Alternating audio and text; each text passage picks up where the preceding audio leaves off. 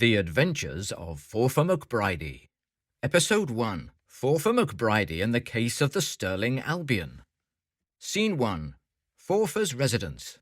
Forfar McBridie is Scotland's foremost amateur detective, ably assisted by his good friend Bob Smoky Arbroath and his long-suffering girlfriend Debbie Baxter, a reporter for the calendar morning Phlegm. His mission? To bring justice to the mean streets of Stirling. Our story begins one wet September Sunday afternoon at Forfar's residence of 221B Baker Street, Stirling. Forfar, Debs and Smoky are enjoying afternoon tea. Yes, I was covering the Aberfeldy horse trials. They found all 3 guilty. So it's transportation and the colonies? No, I think they're just being sent to Australia. Dash it all, Debs. When will we learn that turning decent ordinary criminals into catering sector workers isn't the answer? Who could be calling on a Sunday afternoon? Smoky, old chap. Would you see who that is? It's Inspector Legrand, Forfar. On a Sunday, Bob? Something's afoot. Aye, well, we only ever see Legrand when there's bother. Welcome, Inspector. Care for some tea? No, thank you, Forfar. I'm afraid something's afoot. I knew it. And unless I am much mistaken, Can will be behind it all.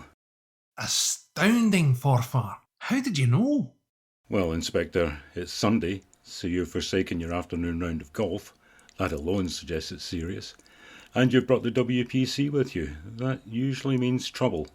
Aye, but for anyone who gets in our way. You've come in a car, so I can assume that there is no time to lose. That can only mean that my arch-rival and criminal genius, Nasing Can McCann, is on the loose. My, that's impressive, Forfar. It's exactly what the paper said as well.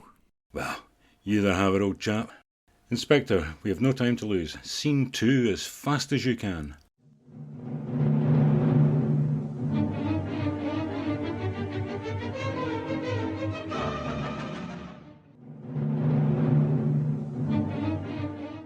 Scene 2. Stirling Police Station. Clues are sparse at the moment, Forfar. All we know for certain is that last month Can escaped from prison, and after yesterday's game, we had to arrest a number of Stirling Albion fans who appear to be under the influence of some mind-warping drug. As you have deduced, the two are probably connected. So, how many Albion supporters did you arrest, Inspector? Well, all of them. We had to make 2 runs in the police van to get all 16. We've been trying to get some sense out of them, but it's hopeless. There's only one with any wits left. I see, Inspector. What was the reason for the original arrest? Drunk and disorderly? WPC McGilvery made the first arrest. She found one making daisy chains in the park. He gave one to her, and she arrested him for theft of council property, passing stolen goods, and having a lovely smile. Eh? Well, that's what she put on the charge sheet. Bring him in, WPC McGilvery.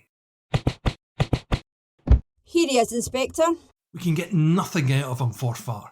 He just keeps mumbling football chants and team lists. Doesn't seem to know where he is. Gilbride, Munsey. I think you'll find those names of the players of the 1907 team who won the Stirling Albion Cup. They won narrowly in a highly controversial match when the Rio Brecon keeper kicked the ball into his own net 4 times in the second half to hand victory to Stirling Albion 4-3. I seem to recall there were allegations of match fixing and the competition was never played again. Yes, the Brecon keeper was seen sporting a new set of dentures and a handsome watch chain after the match. Oh, he didn't live to enjoy the spoils, as I recall. Correct, Inspector. Within a week of the game, he fell into a vat of boiling black pudding at the Tillicootery Black Pudding and Greasy Pie Factory. Aye, all they found were the dentures. Indeed, that they never found the watch chain led some to believe he was pushed. Colburney, Smith, Nesbitt. He's coming round. Time to find out who we have here. Bob, WPC, get him on his feet and let's have a look. Yes, I thought so. Shuggy McTadger, his name and address are sewn into his duffel coat. Let's see if we can get any sense out of him. What's your name? McWatt, Fraser. Do you know where you are? Hampden? He is quite delirious, Inspector. Who won the Scottish League Cup? Albion! We won everything. McGrath. It's hopeless, Inspector. Let me have a closer look at that duffel coat. Yes, these stains on the front. Yes, traces of pie grease and Bovril. Aye, and is that snot? Yes, we had to take his gloves. We can't leave him in the cells with anything he could harm himself with. Think you'll find Albion fans live with despair on a weekly basis. They're made of tougher stuff than most folk, aye? Surely his gloves were not a risk, Inspector. No, but the string holding them together was. Inspector, these Bovril stains have a strange aroma. If you have no objection, I'd like to take a sample for analysis, and then you can send him back to the cell to clear his head. Yes, that should do it. WPC, you can take him back to his cell now. Come on, you. She's a wee bit rough on the fella, Inspector. Actually, I think she's a little keen on him. She hasn't used her truncheon once on anything that shows, and that hint of saddle soap can only mean she's had a bath. Thought I got a whiff of perfume as well. Yes, Effie McLauder's did all. I got Deb some for Christmas. I overheard her saying she planned to take a bottle on her honeymoon. And I think the WPC has been smitten by Cupid's arrow. And our friend McDadger has been smitten by the WPC's truncheon. Aye, look at that effortless backhand and follow through. Ah, they don't teach that at police college anymore.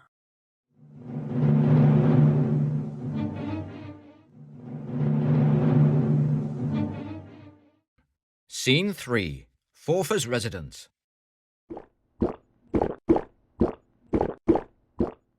Bob, would you pass the fulminative chloride? Do you mean the salt? Yes, I think that's it. Aha! I was correct. This Bovril has been tampered with. You mean it's no longer full of warm and beefy goodness? I'm afraid so, Bob. This Bovril has been laced with an exotic and euphoric blend of herbs and spices from the mystic East. But why, Forfar? What's Can's game? Well, it's not football if he's picking on Albion fans. No, if he were out to destroy football, he would have started with one of the major teams. Not... Fear not, Smoky, old chap. Wraith Rovers are safe. For now. They'll be dancing on the streets of Rafe when they hear that, Forfar. No, I think he's using this as bait to lure me into another battle of wits. At Can. I think we should attend the next Stirling Albion home game. And so, Bob, since I'll only get this one chance, the game's a footy. I have an agent, you know. Indeed, but he's a Pole's agent, and you'll still need him after this. More than ever, probably. Meanwhile, Debs and the WPC are on the trail. So you found this book of matches when you were searching him? Aye, searching. The Burning Star of Bengal Restaurant and Takeaway. Keys cut while you wait. This could be my chance. The breakthrough I've been looking for. Goodbye, country fairs, and hello, political editor of the Raploch Gossip Sunday Supplement. We'll pay a visit to this restaurant and see if we can flush out this Can. You're a little bit too conspicuous in that uniform. Do you have anything a little less... a little more... Okay, something that isn't a police uniform? I've got a little black number that I wear on Sundays. For church? No, I work part-time as a welder. I feel a makeover coming on. Oh, this is great. We can go get you a new outfit at Jock McWan's Hawkature and Ironmonger's and then have lunch. Oh, we can go to Smith's for lunch. It'll be my treat. Smith's? Is that a new restaurant? I haven't heard of it before. Oh, I can do a feature on it. No, Smith's the bakers. Best mutton pies in the town. They filled the top right up with cheesy mash and beans. I'll get lunch.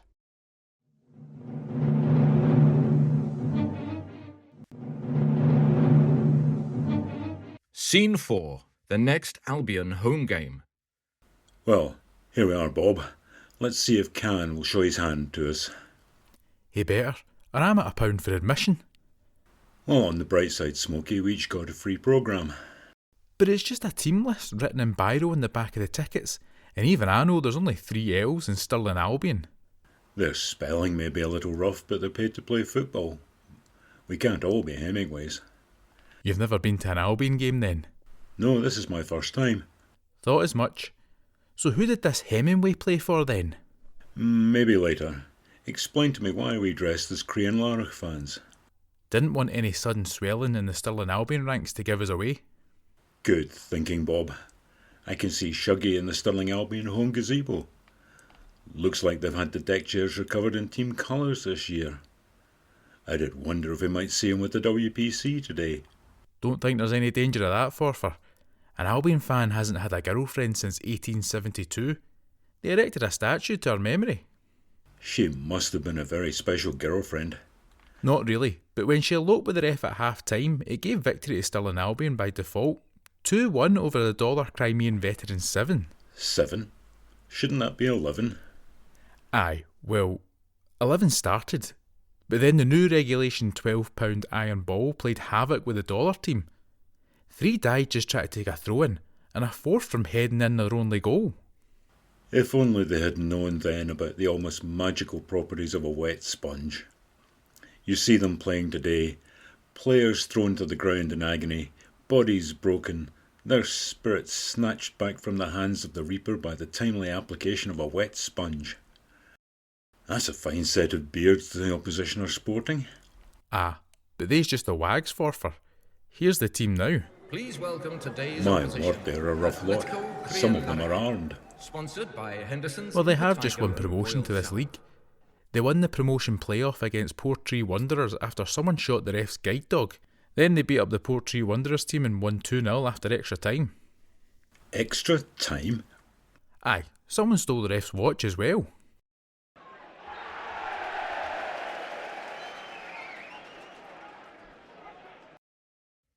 And so, after a gruelling first half, Stirling Albion are only 4-0 down. Well, thank God that's half-time. Indeed, Bob. They will need a miracle in the second half. Even using camouflage netting on the Stirling Albion goalposts hasn't helped, and it may backfire in the second half. Cree and Larrick have draped the netting over the front of the goal and are playing the keeper up front.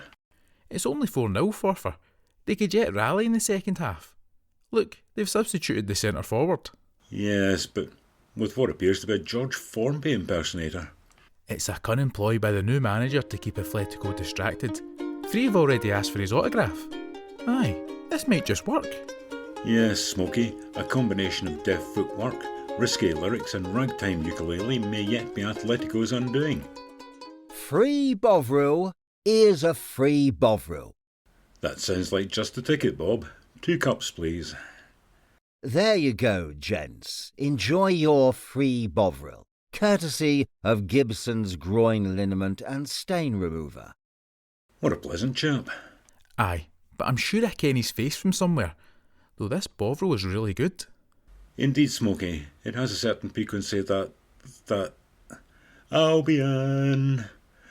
Forfar, what's the matter? Forfar, what's happening to us? Gimme an A, gimme an L, gimme an L. There's only one L in Albion. There's only one L in Albion. One L in Albion. There's only one L in Albion. It looks grim for Forfar and Smokey, drugged and taken prisoner by Khan. Could this be the end? No such luck. We still have 10 minutes to go.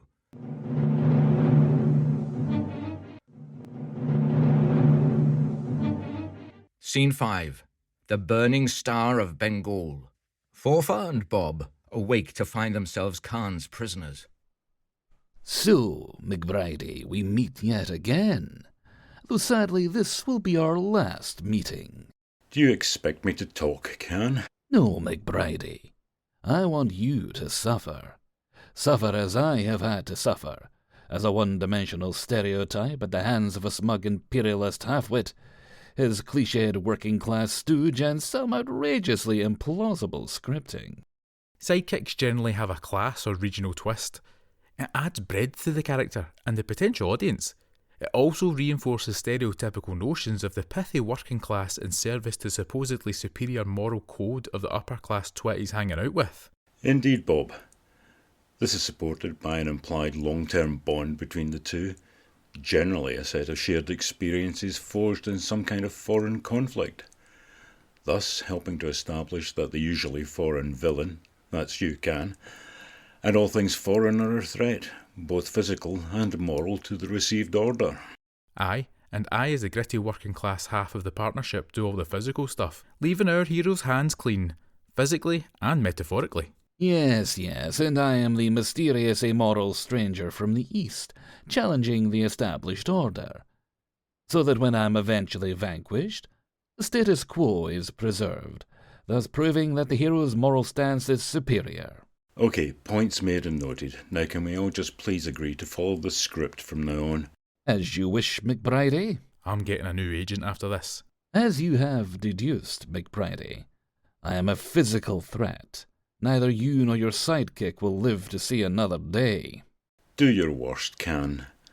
I will meet my maker with albeit slightly soiled pants, thanks to that Bovril, but with a clean conscience. Oh, no, McBridie. First, you will suffer all the agonies of hell. No another Stirling Albion game. Please have pity. Something altogether less bearable. We have spoke of the moral dimension, McBridie. Now watch as I shatter your delusions. Behold, this one-way glass is quite soundproof. What's this? Why, it's Mistress Debs and WPC McGilvery. No, McBridie, you will not die just yet.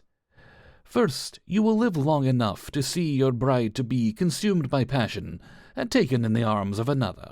I think you'll find, Can, that the WPC isn't Deb's type. How do you put up with this half-wit? It's a gig, and it pays the rent. Look, I'm doing Panto this year. Shall I see if they can bring you on board? It's only the Bridge of Allen Lyceum, but the money is fair. I'll give you my number when you untie me. Please, gentlemen, the script. We are professionals. Unaware of Forfar and Bob's perilous plight, Debs and the WPC enjoy what may be a last meal. What a lovely restaurant. Oh, I must get Forfar to bring me here. The toilets are really very nice. Aye, and this lamboona is just smashing. I think I'll go and have another nan. I'll just go and make room for it. Where's these toilets? Good evening. I trust all has been satisfactory. Yes, it's been lovely. Perhaps if you have enjoyed your meal, I can entice you to join me in the kitchen pantry to try some delicacies from the East. Well, I shouldn't. Handsome, mysterious stranger invites to see the kitchen pantry. The way your false moustache keeps falling off. Say I shouldn't. But let's go. So where are these delicacies you promised? Hear my sacred jewel. It is I, Khan. Oh, that must have hurt. Why are you wearing a false moustache when you have a real one? Props and effects department has to use up its budget by the end of the year. But enough of this idle chit-chat. Come to me. Be mine. For this night and 1,000 nights to come. No, I can't. Dare I? Do not speak. Do not let your lips deny the promise in your eyes. For too long have you endured a man with water in his veins. Come, let me show you the fire that burns in mine for you. I will show you the delights of my homeland in the far and exotic East. You mean that mystic jewel? The land of your birth? Indeed. Let me take you away from all this to Falkirk. Oh, Can, take me in your arms. Aye, and you can get to Falkirk. First get your hands over, Can. Did our weekend in Oban mean nothing to you? WPC? You and Can? Aye, used and discarded. I even made the cake that I used to escape from prison. You put a file in it? Nah, just lousy at cooking. Enough. There is room in my heart and in my Volkswagen camper for both of you. Come, my doves, let us not fight. See the stars above us.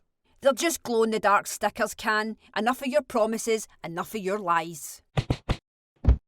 Dear God, that looks serious. Is that a real truncheon? Aye, it was my mum's. The props department will be livid. They have to use up their budget. What do we do now? I'll slap a wet sponge on that. You go and get a prop truncheon and I'll meet you in scene 6. How does that start again? Let's see. We're all tied up while Can details his plan to kill us all and embark on a world domination. Fiendish laughter and cue Can. OK, see you there.